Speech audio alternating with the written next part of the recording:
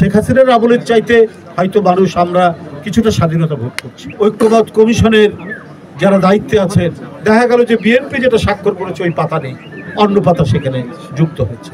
একটা পরিস্থিতি গেছে, সেটি হলো ফ্যাসিবাদী আমল, গুম খুনের আমল, বিরোধী দলের কণ্ঠকে স্তব্ধ করে দেওয়ার আমল, বিরোধী দল যাতে গলা জোরালোভাবে কোনো কথা বলতে না পারে সেই আমল।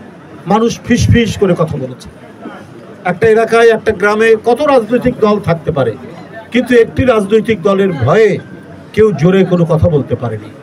এক এক বিপদ সংকুল ভয়াবহ ভয় আর আতঙ্কের পরিবেশ ছিল সেই আমল। সেটি শেখ হাসিনার আমল, সেটি আওয়ামী লীগের আমল, সেটি 14 দলীয় জোটের আমল। সেখানে কেউ কোনো কথা ওই তো চুপ করে বলারও কোনো অধিকার ছিল। সেটি 16 বছর দেশনেত্রী বেগম খালেদা জিয়ার নেতৃত্বে এক আপোষহীন সংগ্রাম করা হয়েছে, যে মানুষের বাক স্বাধীনতা, কথা বলার স্বাধীনতা, মুক্ত কণ্ঠে আমাদের মিছিল করার স্বাধীনতা, আমরা আমাদের সভা সমাবেশ করার স্বাধীনতা যেটি সংবিধানে স্বীকৃত আছে, সেই স্বাধীনতা নিশ্চিত করার জন্য লড়াই করেছি আমরা দেশনেত্রী বেগম খালেদা জিয়ার নেতৃত্বে। এরপরে বিএনপির ভারপ্রাপ্ত চেয়ারম্যান, তাকে যখন অসুস্থ করা হলো, তাকে যখন বন্দি করা হলো, তার যখন চিকিৎসা বন্ধ করে দেওয়া হলো, তার উন্নত চিকিৎসা যখন দেশনেত্রী বেগম খালেদা জিয়ার বন্ধ করে দেওয়া হলো, কারাগারে নেওয়া হলো, সেই মুহূর্তে দলের হাল ধরলেন তারেক রহমান। সেই হাল ধরে গোটা জাতিকে তিনি ভার্চুয়ালি প্রযুক্তির মাধ্যমে ঐক্যবদ্ধ করে ছাত্র জনতার আন্দোলনের বিজয়ের পথকে সুগম করেছেন এদেশের এক জনপ্রিয় জননেতা জনাব তারেক।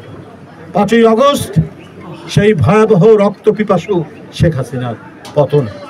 বন্ধুরা আমার, মানুষ চেয়েছে এখন মুক্তভাবে সব কিছু করতে, মানুষ চেয়েছে তার স্বাধীনতার প্রয়োগ করতে, তার অধিকারের প্রয়োগ করতে, কিন্তু সেই অধিকারের যদি প্রয়োগ না হয়, সেই অধিকার যদি মানুষ না পায়, হ্যাঁ, শেখ হাসিনার আমলের চাইতে হয়তো মানুষ আমরা কিছুটা স্বাধীনতা ভোগ করছি, কিন্তু সামগ্রিক স্বাধীনতা ভোগ করার বিষয়টি হচ্ছে আগামী নির্বাচন অবাধ সুষ্ঠু হবে কিনা, কোনো কারিগরি হবে কিনা, কোনো ইঞ্জিনিয়ারিং হবে কিনা, এই কথাগুলো তো আসছে।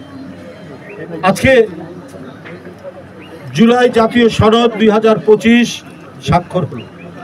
যখন স্বাক্ষর করেছেন সব রাজনৈতিক দল, সেই স্বাক্ষরের যে কাগজটি যেটি চূড়ান্তভাবে জমা দিলেন ঐক্যমত কমিশনের যারা দায়িত্বে আছেন, দেখা গেল যে বিএনপি যেটা স্বাক্ষর করেছে ওই পাতা নেই, অন্য পাতা সেখানে যুক্ত হয়েছে। এটা দুঃখজনক কথা।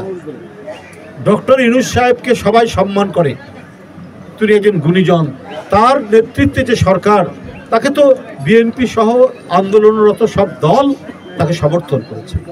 তার গঠন করা বিভিন্ন কমিশনের মাঝখান থেকে এই ধরনের প্রতারণামূলক কোনো কাজ হবে, এটা মানুষ আশা করে।